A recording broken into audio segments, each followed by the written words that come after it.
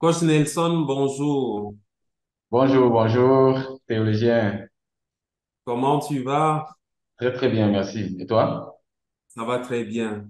Ok, Un immense plaisir de te recevoir aujourd'hui, de te recevoir dans le cadre d'un interview pour la chaîne Crypto et Blockchain avec Théo, le plaisir. mais également un interview qui sera diffusé sur la chaîne du CIIA. Crypto Investment in Africa. Exactement. Et la présentation commence ainsi. Qui est coach Nelson Zangué du CIIA et qu'est-ce que le CIA justement? Oui, donc, tout d'abord, merci. Merci pour l'invitation. C'est toujours un honneur de partager avec un maximum de personnes. Zangué Nelson, communément appelé coach Zangué, c'est quelqu'un qui est passionné par la vie, d'abord. Passionné par la vie et très fier, d'être africain.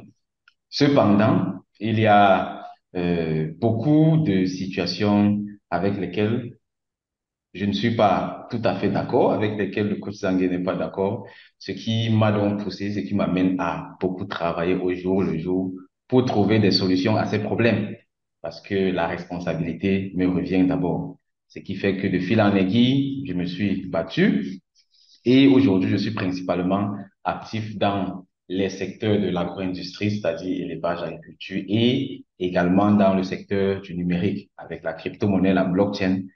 Dans ce secteur, ma mission est justement de former et surtout d'accompagner un maximum d'Africains dans le monde de la crypto-monnaie en Afrique et ailleurs. Donc, en gros, voici en quelques mots qui est le coach Zangué.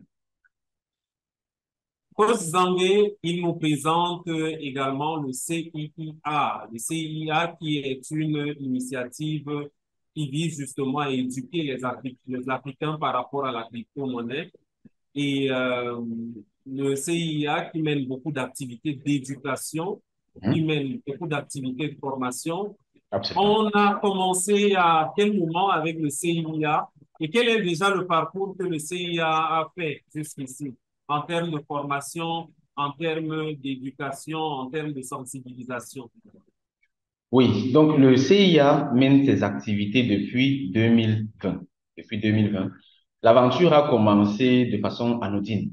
Après que j'ai découvert la crypto-monnaie, j'ai mené des recherches et je me suis rendu compte que cette affaire-ci a réellement quelque chose qui peut aider d'abord les Africains au niveau individuel à résoudre un certain nombre de problèmes basiques.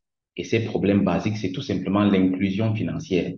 Parce qu'on a, je crois au Cameroun, par exemple, on a 74% de la population qui est non bancarisée.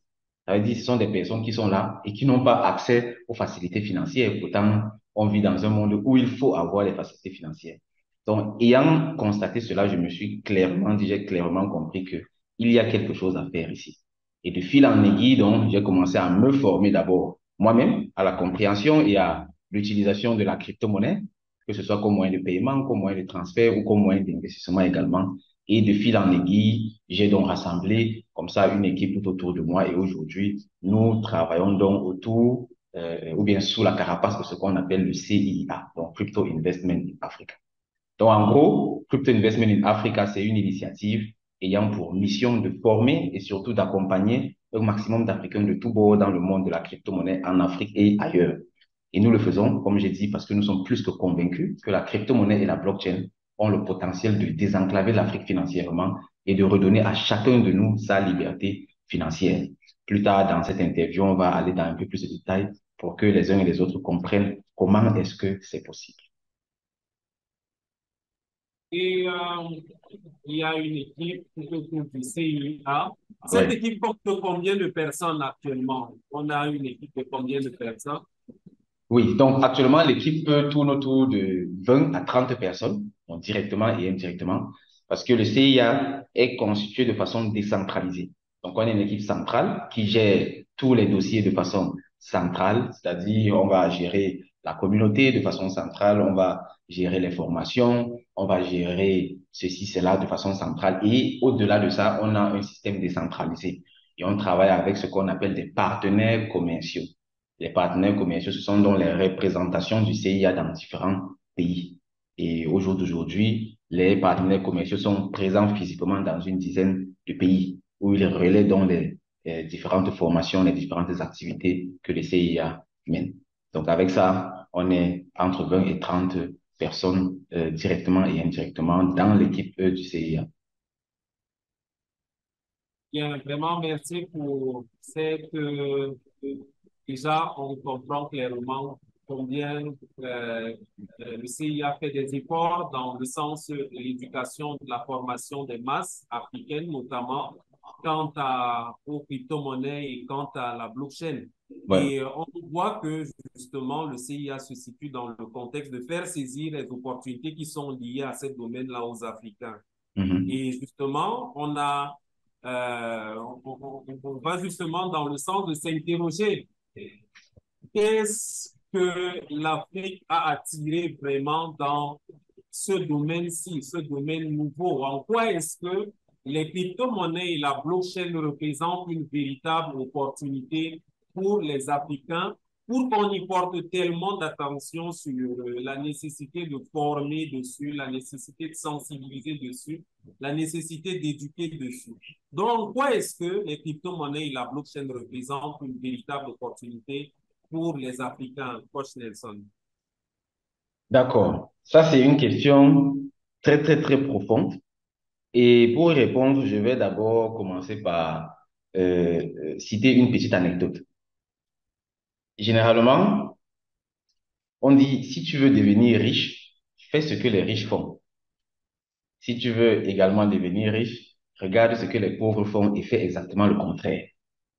Donc, partant sur cette base, pour moi d'abord personnellement, quand je me rends compte que une révolution a lieu, une technologie s'impose et que toutes les nations qu'on qualifie de grandes nations, États-Unis, Chine, Allemagne, Russie, tous ces États s'intéressent à cela, pour moi c'est clairement ce qu'il a lieu de faire.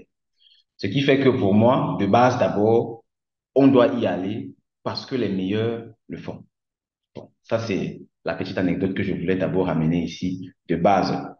Par la suite, maintenant, il faut d'abord comprendre le contexte et la problématique. Parce que ce qu'on appelle crypto-monnaie et blockchain, ça ne vient pas juste comme ça, ça vient résoudre un problème qui existe de façon mondiale. Et là, c'est le problème de l'inclusion financière, c'est le problème de la liberté financière de l'individu. Quand on remonte dans l'histoire, on va se rendre compte que par le passé, l'individu était réellement propriétaire de son argent. C'est-à-dire, quand on faisait le troc, par exemple, ou quand on utilisait l'or pour les échanges, je possédais réellement mon or, je possédais réellement ma marchandise et je l'échangeais contre quelque chose d'autre. Mais avec le temps, avec l'arrivée des banques centrales, avec l'arrivée des États de façon centralisée, l'individu a perdu le contrôle sur ses finances. Ce qui fait qu'aujourd'hui, pour faire un transfert, je dois faire la demande auprès d'une banque. Pourtant, c'est mon argent. Et la banque peut refuser de faire le transfert. Une banque peut bloquer mon compte et m'empêcher comme ça de me mouvoir. Pourtant, j'ai de l'argent. On ne s'en rend peut-être pas compte parce que pour la plupart, nous sommes nés dans ce système, mais c'est très grave en fait. Ça veut dire que nous ne sommes pas libres financièrement dans ce sens où on ne peut pas disposer de notre argent comme on veut et où on veut. Et pire encore, le système qui nous impose cela est un système qui est voué à connaître des crises économiques en chaîne. Parce qu'il y a une statistique que je montre généralement, dans laquelle on montre clairement comment la dette des États évolue avec le temps. Le Japon, par exemple, est quitté de 117%, je crois, d'endettement en 1995 pour aller à plus de 230% d'endettement en 2021, je crois. Ça veut dire que ce système financier est condamné à connaître des crises économiques, des crises économiques, des crises économiques à cause de l'inflation, à cause de l'argent qu'on imprime en désordre. Et ça pose problème, parce que qui va rembourser ça? C'est nous qui allons rembourser ça. Et on va toujours être soumis à ces crises économiques. Ce qui fait que des personnes se sont donc mises au travail depuis les années 1900 et ont travaillé donc sur un système décentralisé. En gros, le système décentralisé dit tout juste qu'on n'a pas besoin de donner tout le pouvoir à une banque, on n'a pas besoin de donner tout le pouvoir à un État pour gouverner les finances de tout le monde. Chacun peut être indépendant financièrement. Chacun peut disposer de ses fonds comme il veut et où il le veut. Et c'est ça que la crypto-monnaie et la blockchain apportent. C'est cette solution-là, justement. Donc, la blockchain vient tout simplement dire, tu n'as plus besoin de demander l'autorisation avant d'utiliser ton argent. C'est quand même le fruit de ton travail. Et en ça, la crypto-monnaie et la blockchain représentent une opportunité de façon générale pour tout le monde. Et c'est la raison pour laquelle les États, les gouvernements, les institutions s'y intéressent.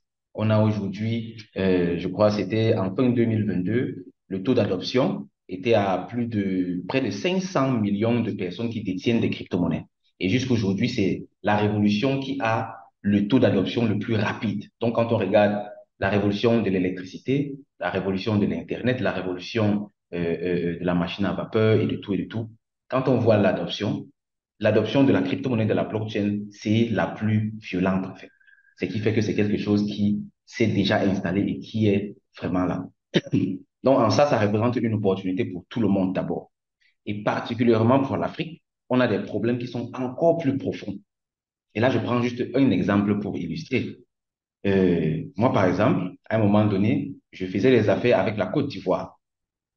Je faisais des affaires avec la Côte d'Ivoire. Et là, je devais envoyer de l'argent en Côte d'Ivoire. Je vais vers une institution qui s'occupe des transferts d'argent entre les pays et on m'informe que je peux faire un transfert vers la Côte d'Ivoire de maximum 1 million de francs CFA par personne et par mois. Donc, par mois, 1 million de francs CFA seulement pour envoyer dans le pays voisin, chez mes frères ici. Pourtant, pour envoyer dans les pays d'Europe, je peux envoyer beaucoup plus. Il y a un problème. Et là, je me pose la question, mais qu'est-ce qui se passe? Et ce sont des problèmes auxquels on fait face en Afrique.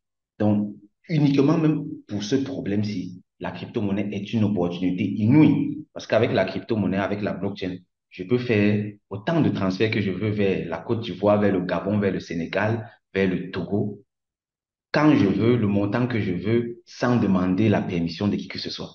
Bien entendu, il faut savoir comment ça fonctionne. Et dans tous les cas, c'est très simple, en fait. Donc voici ce que je peux dire comme ça d'entrée de jeu pour que les uns et les autres comprennent à quel point la crypto-monnaie et la blockchain sont une opportunité pour l'Afrique.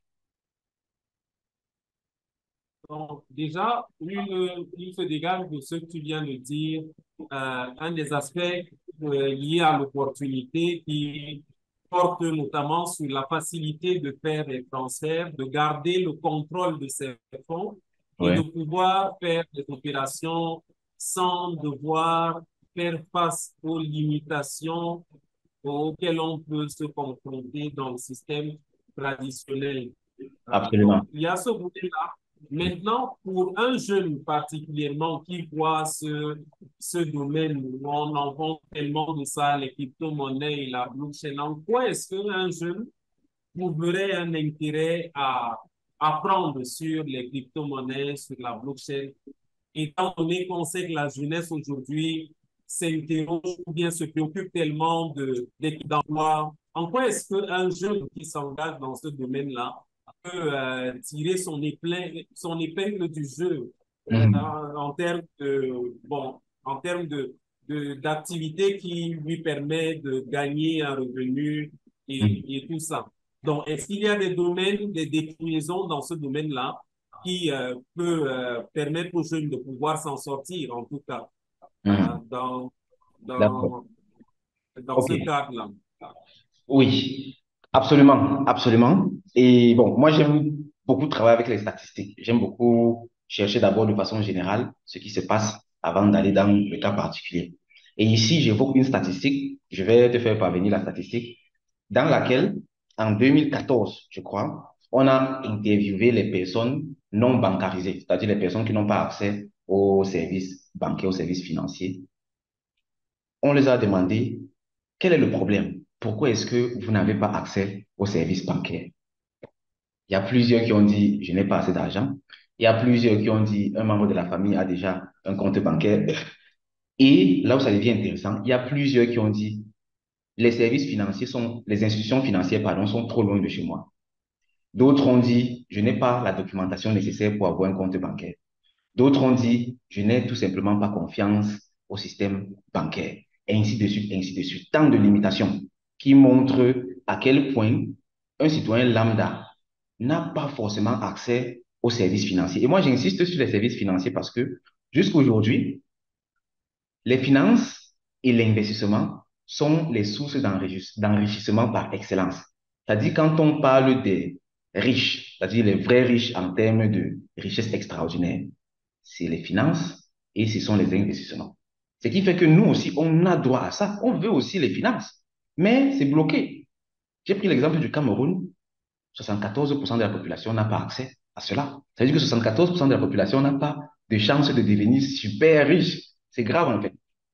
Et en opposition à cela, la crypto-monnaie et la blockchain donnent la possibilité à tout le monde, absolument tout le monde. Tout ce dont j'ai besoin, c'est ça. Ça, Téléphone, téléphone. c'est tout. Téléphone, connexion Internet. Connexion. Oui, téléphone, connexion Internet. Et j'ai accès à tout le monde financier. C'est incroyable en fait. Et nous, on vit ça comme si c'était normal, parce que nous sommes à l'époque où ça se passe. Mais dans 10, dans 20, dans 30 ans, les gens vont dire, waouh, ces gars étaient là quand la crypto-monnaie est arrivée. C'est serait extraordinaire. En fait, c'est un peu comme nous, on pense à l'époque où Internet est arrivé. Ceux qui étaient là et positionnés sont devenus aujourd'hui les Google, ils sont devenus les Facebook, ils sont devenus les Amazon d'aujourd'hui parce qu'ils étaient là. Et nous, nous sommes là aujourd'hui. Ce qui fait que pour un jeune, la première opportunité d'abord, c'est d'avoir accès à cela. Juste l'accès, c'est d'abord une opportunité inouïe. Parce que moi, personnellement, jusqu'à ce que je n'ai accès à la crypto-monnaie, la blockchain, je n'avais jamais eu à faire des opérations bancaires complexes. On va parler des bons, on va parler des prêts, emprunts et tout, avec des intérêts extraordinaires et tout. Mais il n'y a que des banquiers et des personnes privilégiées qui ont accès à ce genre de choses. Mais avec la crypto-monnaie et la blockchain, j'ai accès à tout cela. Ce qui fait qu'un jeune, premièrement, il a accès à ça. Donc, il doit se former pour comprendre ce que c'est, pour comprendre toutes les opportunités qu'il y a là-dedans. Et maintenant, pour aller dans les opportunités les plus classiques, il y a ce qu'on appelle les investissements de façon globale. Mais en gros, les investissements, ça consiste en regarder dans l'écosystème crypto et blockchain les projets les plus intéressants. Parce que c'est tout un écosystème en fait. Dans la blockchain, dans la crypto-monnaie, le monde tel qu'on le connaît aujourd'hui se reproduit. Bon, j'espère que je ne suis pas en train de parler de façon trop compliquée. Je fais un peu un pas en arrière pour qu'on comprenne mieux. Avant que Internet n'arrive, le monde existait. Les gens vivaient normalement, sans problème. Les gens étaient là. Pour aller à l'école, on se lève, on marche, on part à l'école. Pour aller à la banque, on se lève, on part à la banque. La dame là, elle ouvre le gros cahier, le livre de compte, elle écrit mon nom là-bas dedans, elle met le montant et tout. C'était comme ça, la vie avant Internet. Mais quand Internet est arrivé, tout ce qui se passait dans le monde physique est entré dans le monde digital. Donc, ma banque, c'est dans mon téléphone, par exemple. Pour aller à l'école, c'est en ligne avec l'ordinateur et tout. Même pour téléphoner, c'est en ligne également. Pourtant, avant, il fallait envoyer la lettre et tout. C'est la même chose qui se passe avec la blockchain. Aujourd'hui, la blockchain arrive et tout ce qui se passe dans le monde tel qu'on le connaît est transposé dans la blockchain. Donc, il y a Facebook dans la blockchain, il y a la médecine dans la blockchain, il y a l'enseignement dans la blockchain, il y a tout dans la blockchain. Ça fait en sorte que les projets se créent là-bas de façon normale. Il y a par exemple un projet dans la blockchain qui a pour objectif de reproduire Internet, mais de façon décentralisée. Il y a un projet qui a pour objectif de reproduire Facebook, mais de façon décentralisée. Il y a un projet qui a pour objectif de connecter les objets entre eux. Il y a un projet qui a pour objectif de faire ceci, de faire cela, les écoles, l'immobilier, il y a l'immobilier tokenisé, par exemple. Ce qui fait que tout ça se retrouve dans la blockchain. Et maintenant, l'opportunité, une des opportunités pour un jeune serait de s'intéresser à cela, d'analyser ses projets avec ce qu'on appelle l'analyse fondamentale et ensuite d'investir dans un projet qu'il trouve prometteur. Et vu que la crypto-monnaie, la blockchain, c'est encore à des phases, c'est pas encore à une phase aussi avancée que la finance traditionnelle, ce qui fait que les opportunités sont encore très grandes là-bas, il y a de la fluctuation. Le projet va donc s'apprécier avec le temps et prendre de la valeur, bien entendu, si c'est bien managé. Et là, maintenant, la personne pourra se faire des bénéfices et ressortir dans ces bénéfices. On appelle ça take profit, donc récupérer son profit. Il y a également une autre opportunité très prisée. On appelle ça le trading. Le trading. Bon, trading, en gros, c'est un mot qui est compliqué pour ceux qui ne parlent pas anglais. Quelqu'un qui parle anglais sait directement que trading signifie commerce. Voilà. To trade veut dire commercer. Donc, le trading, c'est le commerce, point final. acheter et vendre. Et généralement, on achète moins cher et on vend plus cher. Donc, avec la crypto-monnaie, avec la blockchain, on peut acheter moins cher et on vend plus cher.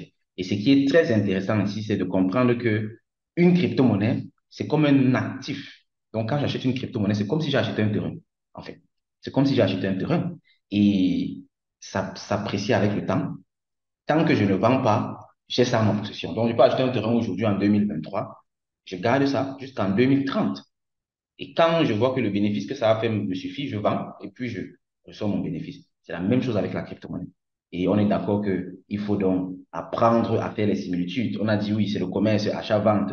Mais la marchandise, ce n'est plus les bonbons, ce n'est plus les tomates, c'est plutôt la crypto-monnaie. Le marché, ce n'est plus le marché de Douala ou le marché du Gabon, c'est plutôt ce qu'on appelle les exchanges, dans les plateformes de trading. Et comprenant comme ça les similitudes, on peut s'en sortir sur ce marché-là. Ça, c'est une autre opportunité pour un jeune. Et je vais donner encore une autre opportunité comme ça pour les personnes qui ont quand même un peu de moyens déjà. La crypto-monnaie et la blockchain peuvent servir de protection du patrimoine. Parce qu'on sait très bien que l'une des choses qui fait le plus peur aux riches, c'est l'inflation. C'est l'inflation. Les riches ont peur de l'inflation. Parce que ces gars ont une grosse masse d'argent. Et l'argent, quand il n'est pas mis dans un actif financier qui prend la valeur avec le temps, ça se déprécie avec ce qu'on appelle l'inflation. Et généralement, on va dire que l'inflation, c'est la hausse généralisée des prix. Mais en réalité, ça, c'est statistique. C'est pour mettre un peu le maquillage sur le truc, en fait. En réalité, l'inflation, c'est la perte de valeur de l'argent. C'est l'argent qui perd la valeur. Et quel argent perd la valeur? C'est l'argent qui n'est pas investi. Donc, celui qui va aller garder son argent en banque, si aujourd'hui, avec tes 10 millions, tu peux acheter un terrain de 1000 mètres carrés, dans 2 ans, tes 10 millions ne pourront plus acheter ce terrain. Le terrain va coûter beaucoup plus, peut-être 15 millions. Donc, la crypto-monnaie, la blockchain, peuvent donc être utilisées comme ça par ces personnes pour d'abord protéger leur patrimoine et ensuite pour le fructifier. Et ici, il y a tellement d'exemples. Il y a de grosses entreprises, de grosses boîtes multinationales qui investissent lourdement dans le Bitcoin, par exemple, qui est la crypto-monnaie numéro un et qui est comparée à de l'or numérique. C'est trop passionnant, en fait. C'est tellement passionnant parce que acheter du Bitcoin, c'est un peu comme acheter de l'or. Et maintenant, on peut se demander, mais moi, par exemple, aujourd'hui, si je veux acheter l'or aujourd'hui, est-ce que c'est facile? C'est pas facile. Ce sont des couloirs, ce sont des trucs compliqués. Mais le Bitcoin qui est de l'or numérique, je peux directement acheter ça sans problème en quelques secondes. Donc voici en gros quelques opportunités comme ça pour les jeunes et puis pour d'autres personnes également. Ok, super, super. Écoute, Nelson, peut-être tu vas excuser un peu de la sorte de digression. Ce sera peut-être une digression, mais Mhm. bon, on sait que dans la liste des pays qui ont défini que les crypto-monnaies en fait, qui ont défini les crypto-monnaies comme des actifs ayant cours légal. Là-bas, on a par exemple le Salvador Oui, et on a le Centrafrique. oui. Maintenant, à chaque fois, moi, je me posais personnellement la question par rapport au Salvador, parce que l'une des nouvelles qu'on a eues du Salvador, c'est que le Salvador a épongé sa dette vis-à-vis du FMI. Ouais, ouais, ouais. Mhm. Comment, parce que dans ce contexte-là, on peut se poser la question que, parce qu'il semble faire lier ça au fait de leur investissement dans les crypto-monnaies et l'investissement dans le Bitcoin particulièrement. Je ne sais pas si tu as un peu plus de détails par rapport à ça. Ce que Mhm. je sais de manière générale, c'est que ça semble être connecté à ça, au fait qu'ils aient défini le Bitcoin comme ayant cours légal dans le pays et qu'ils y investissent. Mais quand on parle de Bitcoin, on voit tout le champ des crypto-monnaies, de la blockchain de manière générale. Je ne sais pas, peut-être tu as un peu plus de détails par Mhm. rapport à ça. On voit un pays qui s'est affranchi de sa dette vis-à-vis du FMI sous la base de son acceptation des crypto-monnaies. Peut-être si tu as un peu plus de détails par rapport à ça, ça nous ferait vraiment plaisir Oui, de, ton, en fait, de que tu partage. nous partages ça, quoi. Mhm. D'accord. OK. Oui, ça, c'est absolument quelque chose de passionnant. Parce qu'il faut d'abord noter que le Salvador, qui est un pays d'Amérique du Sud, a pratiquement les mêmes problèmes que la plupart des pays africains. C'est-à-dire, les gars n'étaient pas souverains monétairement. Tout ce qu'ils faisaient, ils devaient passer par le dollar américain. Et on sait très bien ce qui se passe. Les pays de la zone franc CFA, par exemple, à chaque fois que ça passe par le franc CFA, les gars prélèvent les commissions et ces commissions ne sont pas petites. Ça, c'est de un. De deux, le Salvador perdait beaucoup d'argent, beaucoup de devises uniquement pour les transferts, ce qu'on appelle les remittances, c'est-à-dire les Salvadoriens qui sont à l'étranger et qui renvoient l'argent dans leur pays. C'est beaucoup d'argent. Et même en Afrique, j'ai vu une statistique dernièrement. Et puis, en 2022, on estimait, bon, j'ai un peu oublié le chiffre, mais le chiffre, dans tous les cas, c'était, je crois, 11 fois le budget du gouvernement camerounais. C'était le chiffre que l'Afrique perdait en termes de frais de transaction pour les Africains de la diaspora qui envoient l'argent en Afrique. Donc, tous les Wow. Africains de la diaspora qui sont dehors là, quand ils envoient de l'argent, on paie en moyenne 10%. Et les 10% là, ça représente 10 à 11 fois le budget d'un pays comme le Cameroun, le budget du gouvernement camerounais. C'est incroyable, ce sont des sommes d'argent colossales. Et le Salvador, eux, ils ont dit non, on ne peut pas perdre tout ça. À chaque fois qu'on fait des transferts à l'international, on doit passer par le dollar et tout, à chaque fois, à chaque fois, à chaque fois. Ils ont donc dit, OK, on va adopter le Bitcoin comme monnaie nationale et en cours légal. Et ils ont eu tous les problèmes du monde entier. Parce que, Claire, le FMI, la Fed, la Federal Reserve, la Banque centrale américaine, ne peut pas accepter ça. Ou du moins, ils ont voulu bloquer ça au point de geler, par exemple, les comptes, au point d'appliquer des sanctions et autres. Mais le Salvador était déjà décidé et les gars ont foncé dans leur projet. Ce qui fait qu'ils ont donc réussi à mettre ça sur pied. Et ce qu'ils ont fait de très intelligent, c'est que ils ont directement investi dans le Bitcoin, qui est la crypto-monnaie mère, en fait. C'est-à-dire, c'est la crypto-monnaie qui a la plus forte capitalisation et c'est la seule crypto-monnaie qui peut soutenir les transactions à une échelle aussi grande que celle d'un État, par exemple. Et les gars se sont donc mis à investir également dans le minage du Bitcoin. Je crois que c'était le premier pays à utiliser l'énergie volcanique pour miner le Bitcoin. Puisque miner le Bitcoin, il faut de l'énergie électrique et il faut donc trouver une source de production de l'énergie électrique. Eux, ils ont utilisé un volcan qu'ils ont là-bas et puis ils ont pu produire comme ça beaucoup de fermes de minage où ils minent le Bitcoin. Avec donc une vaste campagne d'éducation de la population, ce qui a fait qu'un dynamisme s'est créé là-dedans. Et vous imaginez les transferts à l'international, on économise les frais de ça. Donc, c'est en termes de milliards de dollars qu'on économise déjà. L'échange de devises, on ne passe plus forcément par le dollar américain, on peut traiter directement avec les partenaires parce qu'on peut faire sortir l'argent directement du pays à travers la crypto-monnaie et la blockchain. Ce sont des avantages inouïs. Et avec ça, donc, les Salvadoriens ont donc pu, comme ça, accélérer un peu leur développement. Il y a eu beaucoup de choses qui ont été faites pour inciter la population à adopter la crypto-monnaie, à l'accepter, à apprendre comment ça fonctionne. Et jusqu'ici, c'est un exemple, vraiment, c'est une best practice, comme on dit généralement, un exemple positif d'adoption de la crypto-monnaie au niveau national. Donc, c'est ce que je peux dire par rapport. Pense, personnellement, je pense que tout le monde est édifié par ces informations-là. C'est autant d'informations qui inspirent beaucoup d'autres États également. On a eu le Centrafrique qui a suivi. C'est impressionnant Oui. qu'un pays africain suive directement comme ça.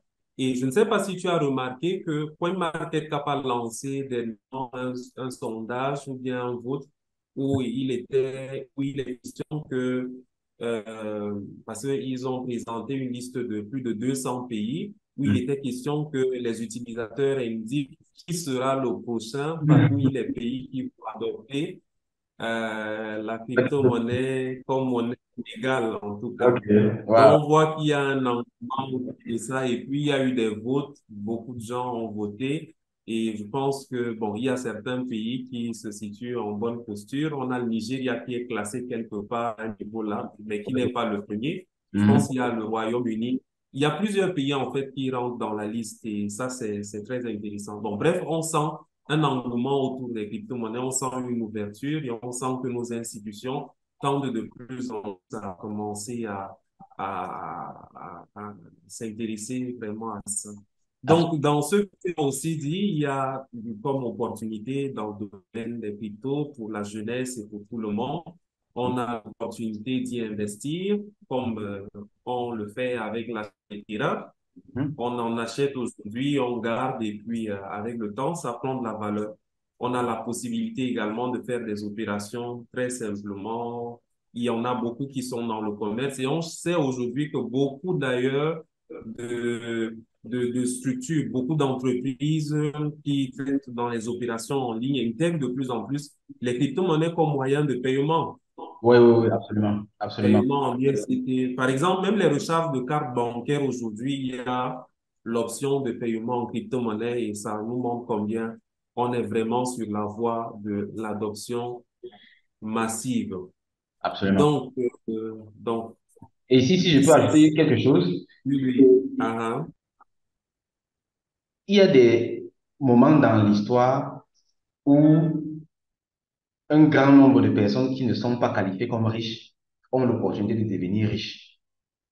Et parmi ces périodes-là, il y a les crises, que ce soit les crises économiques et autres, les guerres et puis les révolutions. Dans tous les cas, les moments de forte panique, ce sont les opportunités par excellence pour changer sa situation pour toujours. Et il y a beaucoup de personnes qui ont très bien compris cela et qui se positionnent et qui sont prêtes à tout moment. Il y a un livre très intéressant que je peux conseiller pour ceux qui veulent comprendre beaucoup plus sur cela. C'est de The Changing Order. C'est Ray Dalio qui a écrit ça. Et là-bas, il explique clairement ces cycles-là. Ce qui fait qu'ici, je ne peux qu'encourager les uns et les autres à comprendre ces mécanismes. Parce que rien ne fonctionne par hasard. Rien ne fonctionne par hasard ici d'ailleurs, encore moins dans la finance. Et quelqu'un qui connaît déjà ces cycles-là, quelqu'un qui connaît déjà ces principes, se positionne quand l'opportunité est proche. Et puis dès que l'opportunité est là, il la saisit et puis change à jamais le cours de sa vie et peut-être même le cours des prochaines générations. Donc ça, c'est un détail très, très important que je tenais également à partager ici. Super. Maintenant, un autre volet qui est très important, c'est que on voit l'opportunité, certes, mais pour l'aborder, il faut forcément se former. Il Mhm. faut apprendre à comprendre, peut-être que c'est pas la bonne formulation, mais de toute façon, il faut se former, il faut chercher à éduquer sur comment cet univers-là fonctionne. Et on sait que le CIA offre des formations dans ce domaine-là. Peut-être, Coach Nelson, tu nous en parles davantage. Oui, oui. Donc, merci de me donner l'opportunité de présenter les formations ici. Donc, en gros, les formations sont faites de façon principale pour les personnes qui n'ont même jamais entendu parler de crypto-monnaie. Parce que l'objectif du CIA, c'est de créer la dynamique. Les personnes qui comprennent déjà, qui connaissent déjà la crypto-monnaie, on travaille ensemble, mais dans des cadres assez restreints. Et maintenant, donc, pour la grande masse, pour la population de façon générale, pour la maman qui va en route, pour le papa qui rentre du travail, la formation phare que le CIA a mis sur pied, c'est Crypto Initiation. Donc, Crypto Initiation, comme nous la qualifions, c'est tout simplement l'initiation la plus complète en crypto-monnaie et blockchain pour les débutants et les novices. Donc, dans cette formation, on commence vraiment depuis les bases. Pourquoi la crypto-monnaie, pourquoi la blockchain? Un peu comme je l'ai expliqué au départ. Et ensuite, on va voir comment se former, parce qu'il faut apprendre à se former également. Et par la suite, on va donc entrer dans d'abord le module mindset et motivation. Là-bas, on va réellement essayer de s'élever. Parce que être riche, ce n'est pas juste avoir beaucoup de l'argent. Être riche, c'est d'abord être la personne qui mérite la richesse. Exactement. On ne devient pas riche, on devient la personne qui mérite la richesse. Donc là-bas, on insiste vraiment sur ce volet de développement personnel. Et par la suite, on va donc entrer dans tout ce qui est fondamental de la crypto-monnaie et progressivement, on va grimper jusqu'à apprendre l'analyse fondamentale, le trading, l'investissement, la finance décentralisée et puis tout ce qui va avec. Donc, avec ça, on fait de l'accompagnement, etc., etc. Maintenant, pour ceux qui sont un peu plus spécialisés, il y a également des formations qui sont spécialement faites pour les personnes qui veulent trader, des formations qui sont spécialement faites pour les personnes qui veulent aller dans la finance décentralisée, des formations spécialement pour ceux qui veulent investir, ainsi de suite, ainsi de suite. Et très important également, ce sont les événements gratuits que le CIA organise, que ce soit les meet-ups qui sont organisés une fois par mois au Cameroun en présentiel ici à Douala et diffusés directement en ligne. Ça, c'est une fois par mois. Et puis, il y a la chaîne YouTube également, où nous diffusons quotidiennement des vidéos, des petites vidéos éducatives avec des astuces et des opportunités également pour gagner de l'argent. Dernièrement, on a partagé un airdrop. Airdrop. Il faut aller sur la chaîne YouTube pour voir ce que c'est qu'un airdrop. Et puis, c'est comme ça une possibilité de gagner de l'argent sans rien investir. Donc, même si tu n'as rien, tu peux gagner de l'argent dans la crypto-monnaie grâce au airdrop. On partage ça également. Et puis, il y a plusieurs autres événements qu'on organise de façon spontanée ou bien à la demande de la communauté. Mhm. Super, super, super. Donc, voilà. Et, Zangué, merci pour le temps accordé à cette interview. Il s'achemine vers la fin et peut-être, je sais pas, tu as peut-être des propos de fin, des propos d'encouragement pour cette jeunesse qui voit l'opportunité se passer et tout ça. Peut-être des propos de fin. Oui, oui. Bon, ici, quand tu as dit propos de fin, il y a beaucoup de choses qui me sont venues en tête. Et parmi tout ça, je vais choisir une parole de Thomas Sankara. Et Mm. il a dit, l'esclave qui n'assume pas sa révolte ne mérite Révolte. pas que l'on s'apitoie sur son sort. L'esclave qui n'assume pas sa révolte ne mérite pas que l'on s'apitoie sur son sort. Je dis ça pourquoi? Parce que on a eu un incident, par exemple, au CIA, où Mm. dans une formation où on éduquait les personnes, beaucoup se sont montrés pas du tout intéressés par la crypto-monnaie et la blockchain. Mais le pire, ce sont les raisons pour lesquelles ces personnes ne veulent pas s'y intéresser. Tout simplement parce que on rejette la faute sur les autres. C'est le gouvernement qui doit d'abord faire ça. On doit d'abord mettre l'électricité, on doit d'abord mettre Internet, on doit d'abord faire ça, on doit d'abord faire ça, mais jamais je, jamais moi. Mm. Pourquoi? Pourquoi est-ce que tu penses que les autres sont là pour travailler pour toi? Généralement, on parle des gouvernements, on parle de ceci, cela, comme si c'était des êtres supra. Non, ce sont des êtres humains comme nous. Et chacun d'eux est là avec ses besoins, comme toi. Ce qui fait que si tu veux quelque chose, bats-toi pour ça, tout simplement. Tu veux quelque chose, tu te bats pour ça. Et c'est pour ça que je répète une fois de plus la phrase de Thomas Sankara, paix à son âme. L'esclave qui n'assume pas sa révolte ne mérite pas que l'on s'apitoie sur son sort. Chacun a la responsabilité de se battre pour ce qu'il veut.